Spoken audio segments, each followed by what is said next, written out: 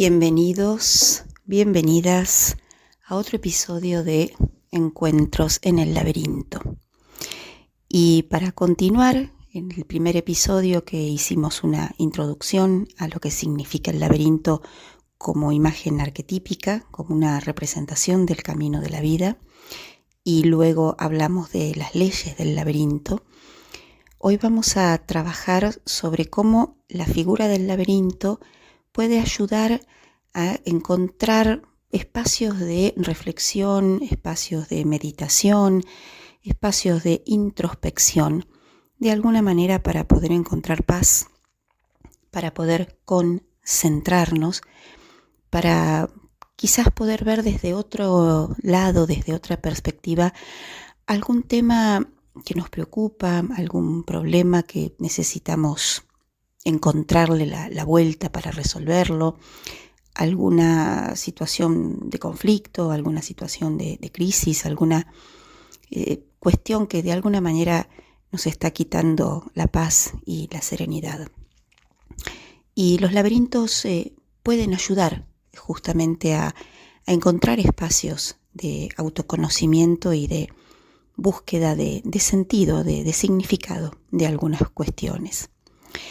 El laberinto, como dijimos, representa una búsqueda hacia el centro, hacia la esencia, hacia aquello que es lo que nos representa, lo que nos identifica, lo que somos. Y también representa que una vez que se llega al centro, hay una transformación. Si esa transformación no ocurre, el camino por el laberinto no ha cumplido su misión. La idea de dar las vueltas por el laberinto, de entregarnos a ese recorrido, también implica que cuando lleguemos al centro, ese centro sea un espacio de cambio, de transformación, y cuando iniciamos el camino de salida del laberinto, tengamos una mirada diferente, una capacidad de interpretación de lo que hemos vivido y salir distintos, ¿no? Saber quién soy cuando entro al laberinto, pero también saber quién soy cuando salgo del laberinto. Y como habíamos comentado en el episodio 1 de estas charlas, hay distintos tipos de laberintos, y dentro de los laberintos unicursales, que son aquellos en donde si nos entregamos al recorrido llegamos al centro, no hay obstáculos, no hay caminos que se cierran, sino que hay un solo camino que conduce hacia el centro, que a lo mejor da muchas vueltas, se acerca o se aleja, pero si confiamos en el recorrido, llegamos al centro. Habíamos visto que históricamente se fue como modificando quizás su diseño. Y el laberinto más clásico es el que se conoce con el nombre del laberinto cretense, que viene, del mito del laberinto del Minotauro. Y este laberinto en particular se caracteriza por tener 7 senderos, 7 vueltas, ¿no? que da alrededor de ese centro. Y justamente este es el diseño que vamos a aprovechar para realizar este ejercicio de meditación o de concentración, de búsqueda de un espacio de reflexión respecto de algún problema, alguna situación que esté modificando o alterando nuestra cotidianeidad, algo que necesitamos resolver o que necesitamos ver desde otro lado. Y entonces ahora te propongo que trates, a medida de que voy contándote cómo son las representaciones y los significados de cada vuelta en el laberinto, que pienses ahora en alguna situación que quizás necesites entenderla, encontrarle significado o buscar alguna alternativa para empezar a resolverla. Y empezamos entonces con este camino, ¿no? Quizás para que puedas poner en contexto la situación, ¿no? O que tengas alguna duda emocional. Entonces te propongo esta herramienta. Y vamos a entrar al laberinto. Entramos al laberinto, y cuando entramos al laberinto, el sendero por el que entramos es el sendero de la mente. Es un sendero que nos pide que pensemos en el diálogo mental que tenemos respecto de este problema, o de este contexto, de este conflicto, de esta situación que nos está pidiendo que encontremos una solución, o de esta situación que nos quita la paz. ¿Cómo lo defino? ¿Qué pienso? ¿Hay algún tipo de sabotaje mental? Hagamos consciente ese primer elemento, que es qué es lo que nuestra mente está diciendo de esa situación, de ese problema, de ese conflicto. ¿Cómo la defino? ¿Cuál es el diálogo interno que tengo? ¿Cómo la voy entendiendo desde mi mente? Y una vez que tengo eso claro, que ponemos eso en conciencia, en representación de esta mirada más clara, avanzamos en el laberinto y nos encontramos con el segundo sendero, que es el de las emociones. Y entonces pensamos de qué manera ese diálogo mental, esa representación que tuve en mi mente, me está generando emociones. ¿Qué emociones me genera? ¿Qué emociones me surgen? Emociones de ira, emociones de angustia, emociones de serenidad, emociones de inquietud. ¿Qué me está generando emocionalmente? ¿Está afectando mi autoestima quizás? Bueno, llevemos al plano de la conciencia esto. Y caminamos por el laberinto y entramos en el siguiente sendero, que es el sendero del cuerpo. Teniendo en cuenta las emociones que hemos identificado, ahora prestamos atención a cómo reacciona nuestro cuerpo frente a ellas. ¿Cuáles son las señales que da mi cuerpo frente a esas emociones?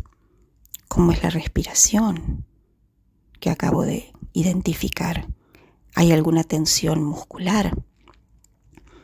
¿Cómo está mi cuerpo cuando empiezo a ser consciente todos estos aspectos vinculados a algo que me inquieta, algo que quiero resolver, una situación que de alguna manera no tengo clara?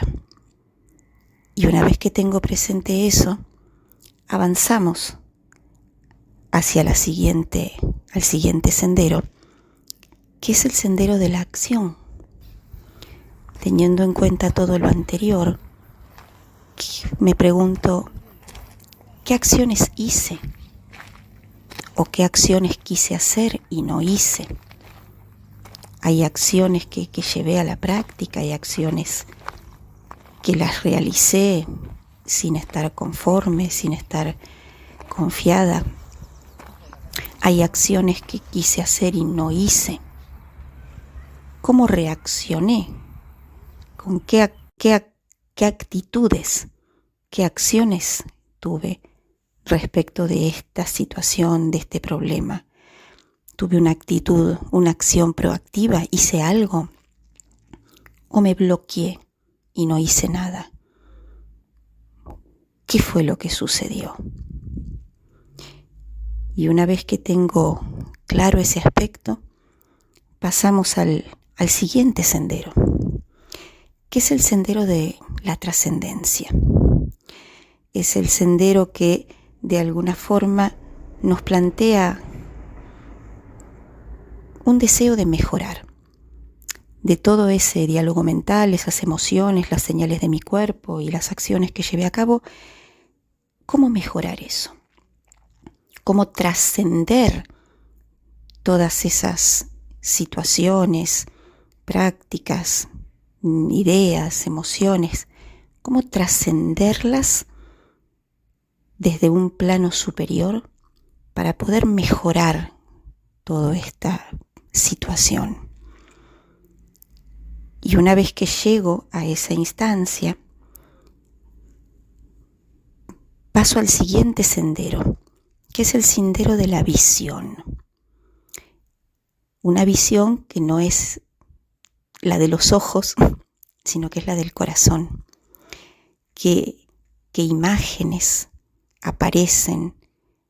De alguna manera me traen algún mensaje de mi guía interior, de mi maestro interior, de aquello que yo considero que, no sé, está vinculado a mi intuición. ¿Qué es lo que viene a continuación? ¿Qué visiones, qué imágenes, qué mensajes empiezo a recibir? Ya habiendo tenido conciencia plena de qué pasaba en mi mente, con mis emociones, mi cuerpo, mis acciones y el deseo de mejorar. Y ya estando en este plano entramos en el último de los senderos de esta práctica, que es el sendero de la contemplación, sendero que finalmente nos lleva al centro del laberinto.